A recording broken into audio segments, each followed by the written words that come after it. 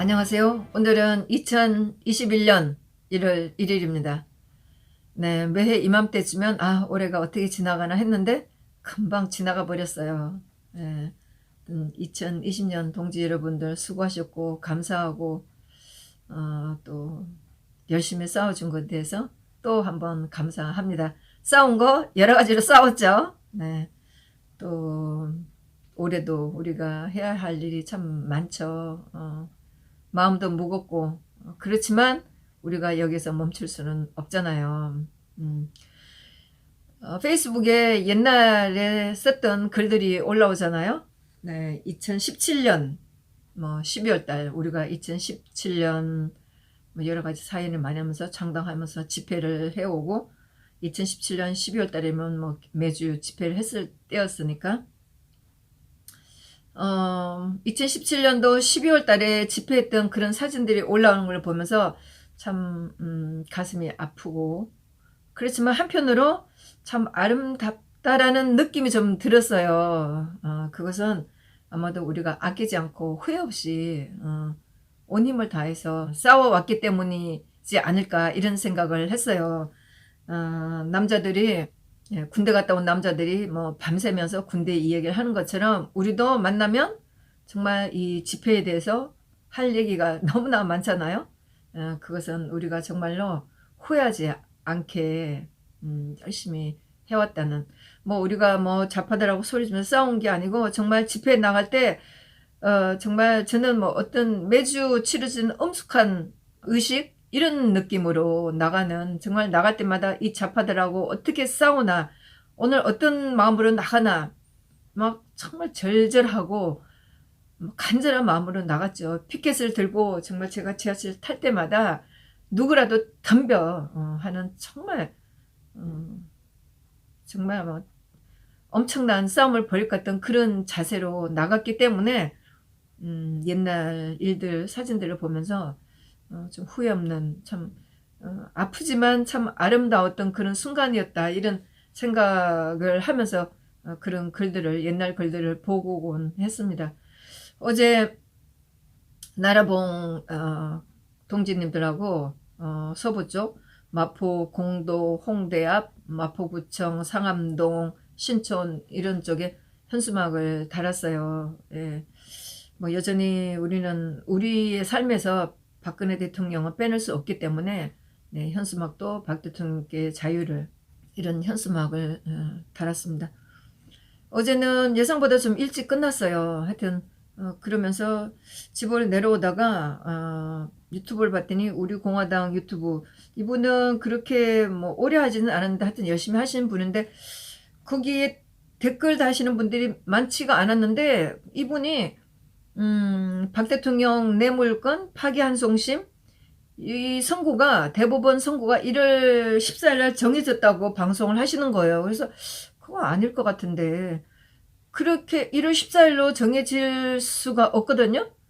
그래서 1월 14일 날은 블랙리스트 첫 재판일이다 이렇게 댓글을 달려고 하다가 방송을 계속 들었더니 진짜 그 뇌물건 파기환송심 대법원 선고가 맞는 거예요. 그래서 제가 우정찬 기자한테 전화를 했더니 전화를 안 받더라고요. 그래서 뭐 또 제가 오면서 그 사건 번호를 기억을 못하고 있기 때문에 대법원 사이트라서 확인은 못했고 기사를 아무리 찾으려고 해도 찾지를 못했었어요. 네. 그러고 있다가 이제 방송을 계속 좀 들었고 그러니까 그 내용은 사실인 것 같고 예 그렇게 해서 나중에 이제 우 기자하고 연락이 됐는데 우 기자가 대법원 사이트를 확인해 보더니 사실인 것 같다 이렇게 얘기를 하는 거예요. 근데 이게 갑자기 이게 무슨 조화지? 이게 무슨 뜻일까? 네. 근데 우 기자 생각은 저도 걱정을 많이 하고 우리 동지님들 걱정을 굉장히 많이 했죠. 이명박 대통령은 지금 병원으로 보내졌다는데 박 대통령은 누구 하나 얘기해주는 사람도 없고 저러니 도대체 언제까지 저러고 있을 거냐 이런 이제 걱정을 하고 어제 뭐 그 서청대에서 사망자가 나왔다는 얘기를 못 들었는데 오종찬 기자한테 그 얘기를 들었어요. 그래서 더 걱정스러웠죠. 그랬는데 하여튼 1월 14일 날 대법원 판결을 선고일을 잡았다는 게 너무 이상하죠.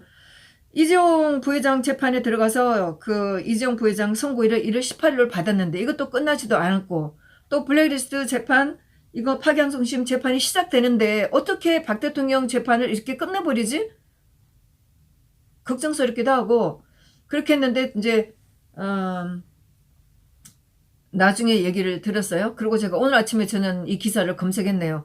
이낙연이가 이명박 박근혜 대통령 사면 건의하겠다 이렇게 나오는데 시간이 확인이 안 돼요. 이 기사가 올라간 게 1월 1일 하나가 제가 봤더니 새벽 5시에 올라간 거고, 다른 언론들은 뭐 시간들이 그 이후로 이렇게 나와요. 네, 그리고 어제 저녁에도 제가 박 대통령 상고심, 파기환송심, 선고 이거를 아무리 기사를 검색해도 안 보이는데, 어제 그 방송 유튜브 하시는 우리 공화당 동지님이 유튜브에서는 뉴시스라고 제가 들었는데 뉴시스를 검색해도 안 나오고, 나중에 그 중앙일보에서 기사가 올라간 게 있는데, 어쨌든 대법원에서도 이 선고하기로 결정한 시간도 알 수가 없고, 중앙일보도 그 기사를 올린 시간이 나타나지가 않아요. 대법원 사이트에서 12월 21일 날 쟁점에 관한 재판부 논의 중 이랬거든요. 이게 이제 시간이 얼마나 걸릴지 모르죠. 이게 2020년 8월 12일, 이게 7월 10일 날인가 이때 선고가 났었잖아요. 그래서 7월 24일 날 사건 접수가 됐었어요. 검찰들이 다시 상고를 한 거잖아요. 그래서 7월 27일 날 재판 배당 전 사건을 배당할 재판부 지정, 이렇게 했다가 9월 2일 날 주심 대법관 및 재판부 배당해갖고 뭐 언론에서 개지랄 했잖아요. 박 대통령이 참 나쁜 사람이라고 했다는 노태강의 형 노태악이 맡은 재판부다 이지랄로 했었잖아요. 그래서 그게 9월 2일이에요. 그리고 9월 3일 날 상고 이유 등 법리 검토 개시. 그 다음에 12월 21일 날 쟁점에 관한 재판부 논의 중. 이래서 이게 갑자기 잡힌 거예요. 아무리 이재용 선고가 난 것도 아니고 이재용 재판이 결심만 끝났을 뿐인데, 그래서 이걸 보면서 제 느낌은 이것들이 지금 구치소가 난리가 나니까, 동부구치소는 진짜 난리가 났잖아요. 남부구치소도 문제가 정경심을 문제가 없다고 해서 남부구치소를 보냈는데 남부구치소도 안전하지 않다고 하여튼 제가 얘기했는데, 이거는 제가 확실하게 그 어디서 들은지 기억을 못 하겠어요. 그랬는데 지금 서울구치소도 지금 위험한 상태가 되어버렸잖아요. 사망자가 나왔으니까. 그래서 저는 이낙연이가 이 기사도 보면은 만나고 나왔다 이렇게 했어요. 문재인을 만나고 나왔다 이렇게 얘기했고, 그래서 아마도 들어가서 박 대통령을 빨리 선고를 내리고 사면을 하자 이렇게 했을 거라고 저는 생각을 해요. 그러고 나서 아마 그 YTN하고 제가 어떤 거 봤나요? 그러고 나서 어떤 언론하고 뭐 인터뷰를 한 것 같아요, 이낙연이가. 그래서 굉장히 어제 갑자기 이루어진 것 같아요. 지금 서울구치소 위험하고, 이명박 대통령 지금 병원인데 뭐 병원에 넣어놓고 몇 달 동안 뭐 중국 코로나가 이게 언제 끝날지 모르는데 병원에 몇 달 동안 넣을지는 모르는 상태고, 또 이명박 대통령이 또 박 대통령보다 나이가 많고 하니까 뭐 또 평소에 그 사람이 또 약을 먹고 있잖아요. 그러니 사실 저는 뭐 솔직히 말해서 이명박 대통령 그거 제가 된다고 생각지 않아요. 에? 그러니 뭐 이러다가 혹시라도 난리가 나면 어쩔 거예요. 거기에 나이 많으신 남재준 원장도 지금 있어요. 이분도 형이 제가 알기로 3개인가 이렇게 되는데, 1개만 확정이 된 상태로 그거 3년 받아갖고, 그것도 말도 안 되는 재판이지만 그거 확정 받아갖고 살고 있고, 2개는 아직 재판 중이에요. 파기환송심 국정원장 특별활동비 이거가 1월달에 또 선고가 있잖아요. 이렇게 되고, 또 혼외 자식 그 건으로 해갖고 뭐 문선 그 건으로 그 주민등록증 뭐 이렇게 하게 한 거, 그것도 진짜 말도 안 돼. 일단은 무죄를 받았어요. 항소심에서 무죄를 받았는데 아직 이거 대부분까지 이렇게 안 끝난 거거든요. 이런 상태예요. 그래서 진짜 전부 다 억울한 분들 혹시라도 문제 생기면 저것 때문에 나중에 어떻게 뒷감당 할 거예요. 뒷감당 못해요. 저들이 저지른 죄악이 있으니까 급하게 아마도 이낙연이가 문재인 만나고 나서 결정을 해서 대법원에서 선고일을 급하게 정하지 않았나 이런 생각이 들어요. 예, 그래서 1월 14일에는 아마 대법원 판결 나오고 나서 뭐 이렇게나 저렇게나 끝내겠죠. 그랬는데 과연 뭐 저것들이 무죄라고 하겠어요? 어떻게든 저들은 지금 대통령을 잡아쳤는데 뭐라고 해야지. 개 엉터리는 뭐든 뭐 역사가 나중에 어떻게 하든 그거는 지들 알 바가 아니지. 당장은 저들이 빠져나가야 되는데.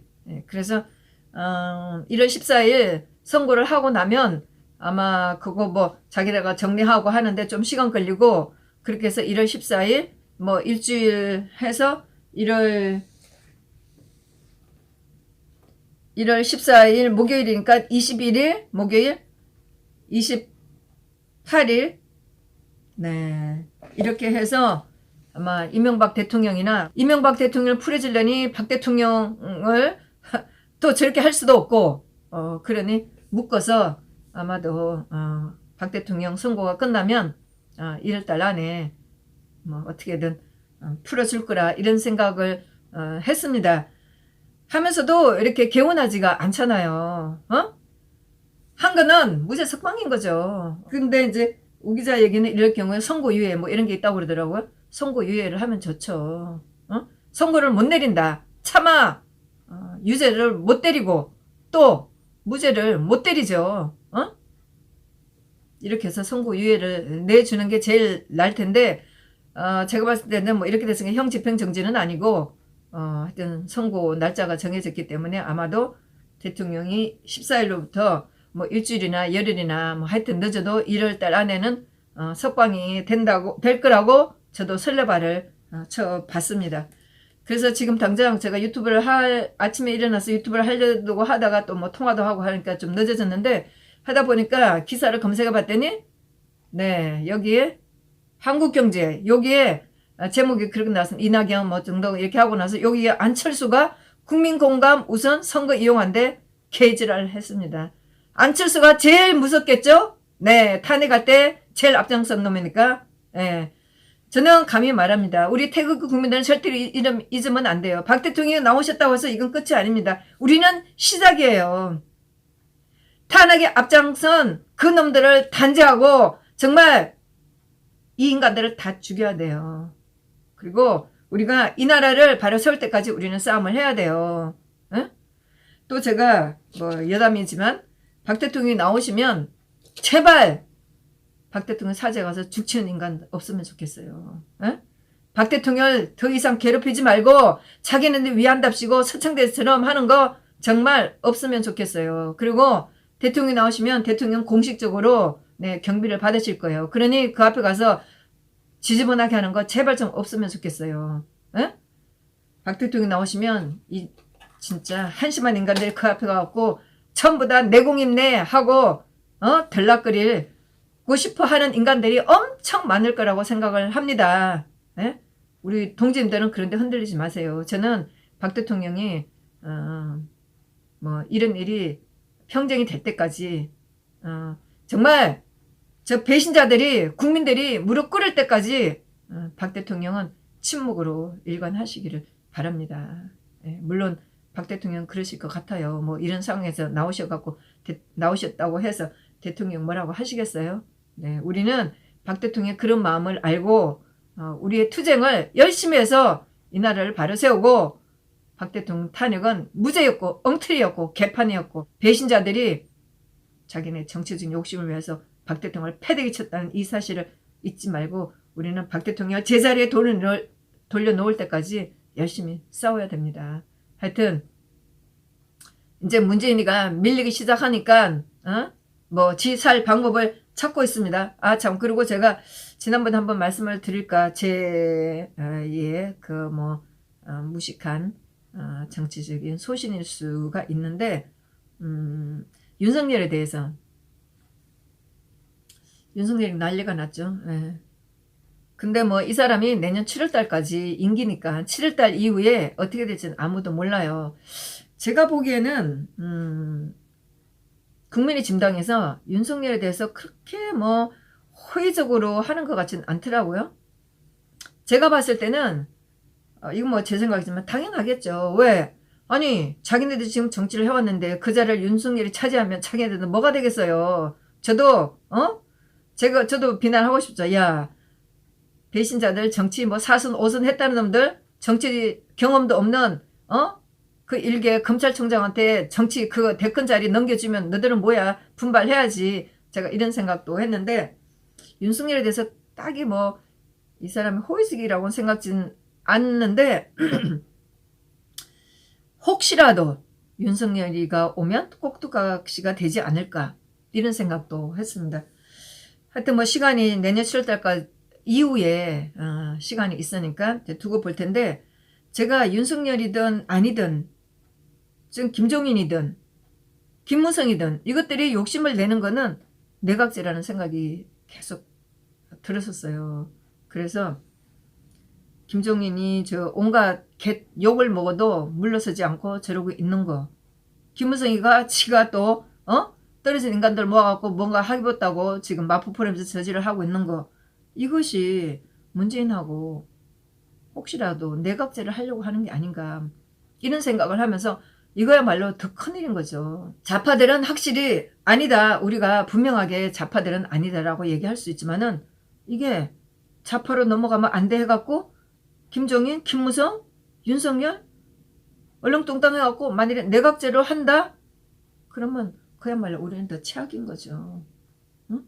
홍석현, 김무성, 조선일보, 조중동 이렇게 갖고 내각제로 넘어가면 우리는 좌파는 아니지만 사회주의는 아니지만 이 나라 법치를 제대로 세울 수 있는 그런 기회를 완전히 잊어버리고 우리는 그야말로 개돼지 국민이라 사는 거죠. 좌파만 아니면 다가 아니잖아요. 제대로 해야지.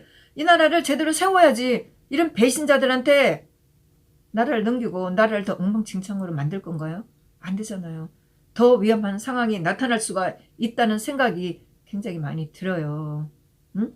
그리고 이낙연이가 뭐라고요? 김정인을 문재인하고 만나게 해주겠다? 김정인이 노리는 게 뭐겠어요? 뭐 경제민주화? 뭔데? 결국은 문재인하고 적당히 타협해서 내각제?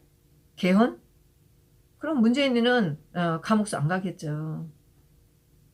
배신자들 떵떵거리며 살겠죠. 권력 나눠 가면서. 좌파, 우파, 뭐 우파인지는 뭔지 모르지만은 배신자, 탄핵파, 좌파들, 저들이 권력 나누면서 살겠죠. 우리 정신 똑바로 차려야 합니다. 대통령이 나오셔도 이게 끝이 아니고 정말 이제부터 진짜 본싸움이 될 수 있는 그런 상황이 되는 거예요. 그래서 우리 공화당뿐만 아니고 태극기든 모든 국민들은 정말 이때 제대로 싸워야 합니다. 정신 차려야 돼요. 탄핵파 수용하자, 받아들이자? 아니죠. 정말 하려면 배신자들 없애버려야 돼요.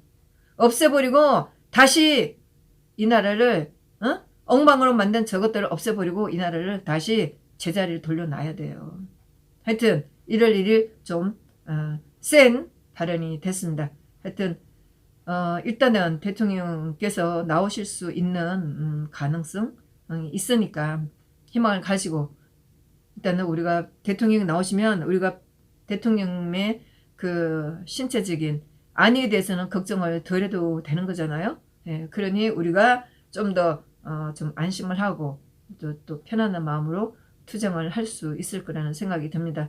오늘 어쩌면 이게 또 즐거운 좋은 소식이 될 수도 있겠지만은 그러나 우리가 방심은 하지 말아야 됩니다. 하여튼 동지 여러분들 새해 복 많이 받으시고 건강하게 우리가 오래 살아서 정말 우리가 원하던 그런 날이 오도록 오래 살고 또 건강하게 지냅시다. 네, 감사합니다.